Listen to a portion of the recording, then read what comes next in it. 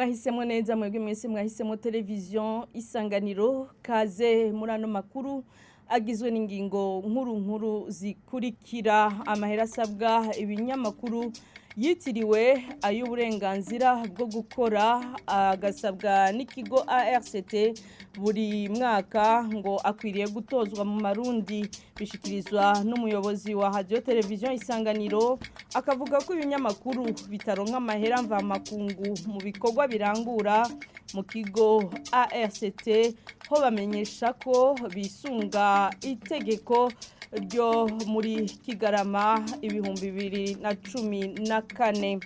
Muri ano makuru kandi muraza gukurikira ibivugwa mu cegeranyo cyo muri Kigarama 2022 cerekana ibitigiri by'abafungwa biri mu mabohero atandukanye yo mu Burundi, mu gihe ubushikiranganje bw'ubutungane buherutse kumenyesha ko abafungwa bashika 12,000 mu gihe batabwirizwa kurenga 4,000 mu gihugu cyose. Ido nido ni mukanya.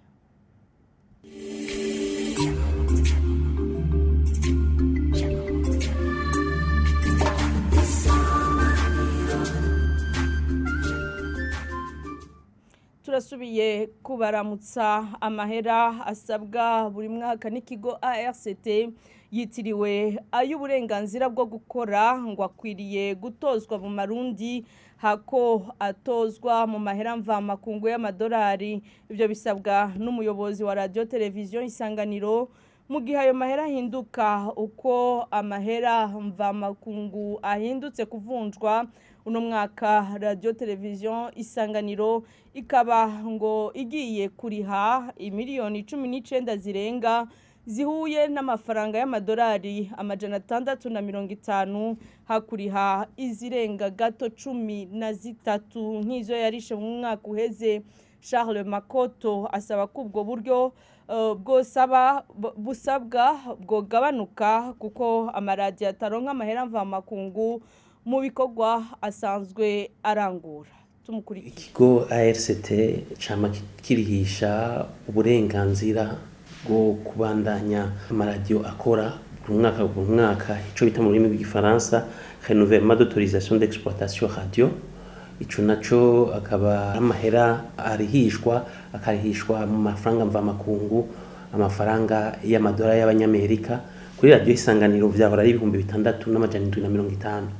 Ayo mafaranga 6,750 by'amadolari radio Isanganiro mu mirimo ya misi yose ikora nta mahera irihisha mu madolari.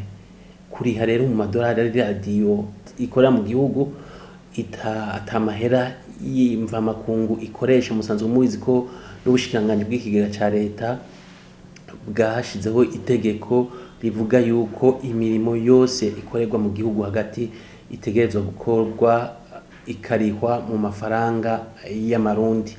Twebwe rero nka radio televiziyo Isanganiro nta mahera y'amadolari twinjize ko n'amatangazo canke ibihanishwa abakiriya baza bagana radio Isanganiro bariha amafaranga y'amarundi. Kurihisha rero amafaranga mu mafaranga mvamakungu biraheza bikaba umutwaro ukomeye kuri radio televiziyo Isanganiro mu gihe nk'ivyo 6,750 mu mwaka uheze byavunjwariha mu mafaranga y'amarundi miliyoni 13,885 n'amajana 663 mu mafaranga y'amarundi. Mugabo ayo mahera nyene 6,750 y'amadolari no munsi tuca dusanga kubera habaye ihinduka ry'ukuntu amafaranga avunjwa mu mafaranga mvamakungu. Tuca dusanga uno munsi ikigo ARCT kiko kiturihisha amafaranga ngana miliyoni 19,289 n'amahera 68. Ukuvuga iryo hindagurika ry'ukuntu amafaranga avunjwa ku isoko canke ku banki nkuru y'igihugu biraheza bikagira ingaruka, ubu bikazana uburemere ku mikoro y'iradiyo yategerezwa gukora iminsi yose ikoresheje cagitoro, ikoresheje wa muyaga nkuba, itegerezwa kunguruza abakozi, itegerezwa guhemba abakozi, itegerezwa no gutanga ikori ry'abakozi rya leta. Tuca tubona yuko imirimo y'iradiyo kwagushikira abanyagihugu vyoroshe bica bigenda biraba amananiza. Uno musi tugasaba yuko ubwa mbere mu mahera yoshigwa mu mafaranga y'amarundi, igitigika mu mafaranga y'amarundi, ko twinjiza mu mafaranga y'amarundi niyo muri ayo make twinjiza hama tukarihishwa mu mafaranga y'amarundi, hatagiye hararabwa ingene ifaranga mvamakungu y'amadolari ryifashe ku isoko. Kuri ayo mafaranga asabwa y'amadolari 6,500 mu kigo ARCT gikurikirana itumatumanako basigura ko co gishira mu ngiro itegeko ryo mu kwezi kwa 4 2014 ubu ritarahinduka. Samuel Muhizi akirongoye avuga ko igituma ayo mafaranga ariho aduga bivana nuko idolari riba ririko riravunjwa. Hanaga bamenyeshe yuko itegeko dukoresha mu gufaktira ayo mafaranga ntiryahindutse. Iryo tegeko ni decret tegeko 197 ryo kuwa 18 kwa 4 2014 lishiraho ingene abakorera muri secteur bakora n'ivyo basabwa. Iryo tegeko rero kuva ico gihe niyo twisunga mu guha amafacture abakorera muri secteur aba radio, aba televiziyo, aba telefone ndetse n'abandi bose. Iryo rero kugera no munsi ntiryahindutse. Icahindutse ngira ni ito ya dollar, taux de conversion du dollar en francs. Kubera ko iryo tegeko mu bisabwa amaservice atandukanye arimwo yerekana ko bariha mu madolari, bigaca rivuga yuko mu ngingo igira 4 article numero 4 yuko amadolari arihwa n'abanyamahanga, abarundi bakariha mu marundi ukoresheje uko idolari barivunjwa kuri uwo munsi de facture. Rero novuga ntibishobora kuba bituma hari iryo tandukaniro ry'amafacture ku mwaka n'ubundi, ni iryo vunjwa rya dolari bivanye n'uko idolari bajyamanutse canke ryaduze ku munsi twatugiriye ko facturation.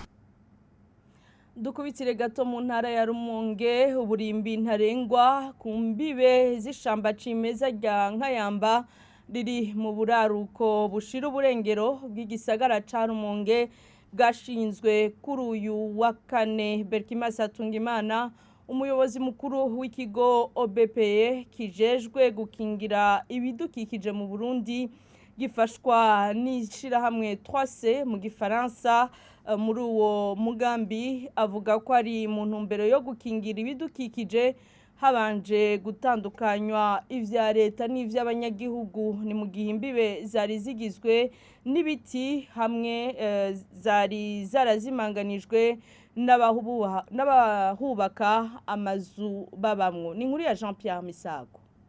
Ibikorwa byo gushinga ubwo burimbi byatanguriye mu gice c'ubumanuko bushira uburengero bw'iryo shamba ku kirere ca metero 1,200. Ni muri ico gice kibonekamwo cane abakomeza gusatira iryo shamba barondera aho bubaka. Umuciro urimwo ibiti vy'imitarabanyi hamwe hamwe bikaba vyarazimanganye, abubaka biharurira uwundi muciro, nk'uko Berkimas Atungimana, umuyobozi mukuru w'ikigo OBPE kijejwe gukingira ibidukikije bivuga. Kubwiwe ivya leta bibwirizwa gutandukana n'ivy'abanyagihugu kugira ngo amatati akunze kwigaragaza muri mwe n'ivyo bibanza ahagarare burundu. Mbere ico gikorwa kikazobandanya no mu bindi bibanza bikingiwe. Urongoye ikigo OBPE agahamagarira kubahiriza izo mambo. Leonaha Niyonsaba, buramatari w'intara ya Rumonge, ashima uko ico gikorwa cagenze, agabisha abatware n'abanyagihugu ko uzorenga izo mbibe azobihanirwa hisunzwe amategeko. Agahamagarira abanyarumonge mu ntango bari bagize ubwoba ko hari abahaba basamburirwa amazu ariko bikarangira mu mutekano ntangere, gufata iya mbere mu gukingira ibidukikije.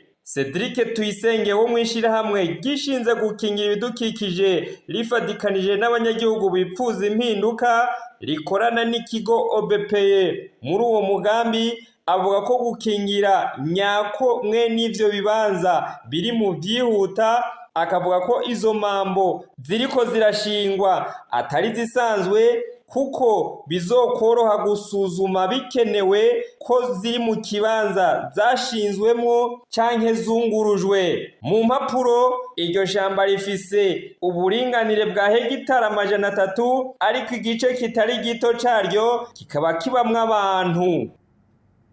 Mu gisata c'ubutungane, ubushikiranganji bw'ubutungane buherutse kumenyesha ko abafungwa bashika ibihumbi 12 mu mabohero 11 yaragenewe abarenga gati ibihumbi 4.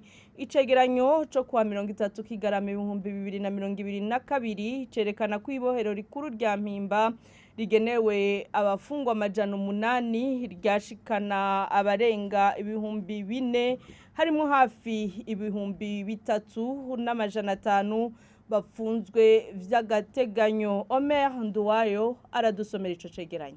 Ico cegeranyo co mu mpera z'umwaka w'ibihumbi 2022 cerekana ko abanyororo bose hamwe bagera ku bihumbi 12,143 mu mabohero 11 agenewe ibihumbi 4,294 mu ibohero rikuru rya Mpimba rifise ubushobozi bwo kwakira abapfungwa 800 gusa. Hari hapfungiwe ibihumbi 4,328 muri bo abagabo ibihumbi 3,250 n'abagore 195 bari bapfunzwe vy'agateganyo. Abari baramaze gucirwa imanza bari 883.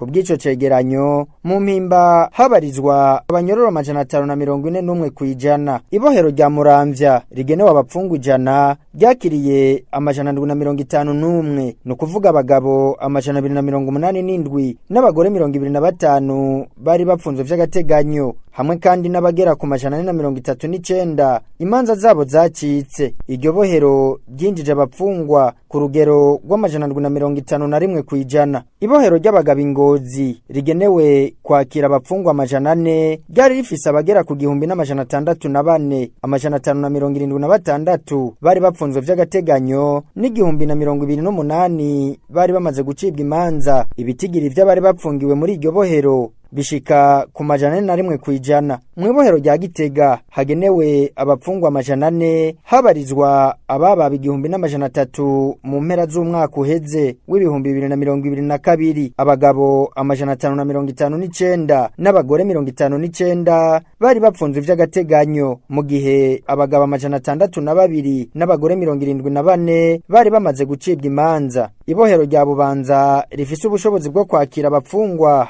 200 ryari ririmwo abagera ku 525, abagabo 226 n'abagore 23 bari bapfunzwe vy'agateganyo, hamwe n'296 baciriwe imanza. Abapfungwa muri iryo bohero bari ku rugero rw'262 n'ivy'150 kwijana. Ubushikiranganji bw'ubutungane bukaba buherutse kumenyesha ko abanyororo barenga gato 50 kwijana ari abafise imyaka yo gukora iri hagati ya 16 na 36. Nina hano rero n'amakuru aciye arangirira. Turabashimiye mwebwe mwese mwayakurikiye. Turashimiye na bagenzi bacu badufashije kuyatororokanya. Mubandanye muryoherwa n'ibiganiro vya televiziyo Isanganiro.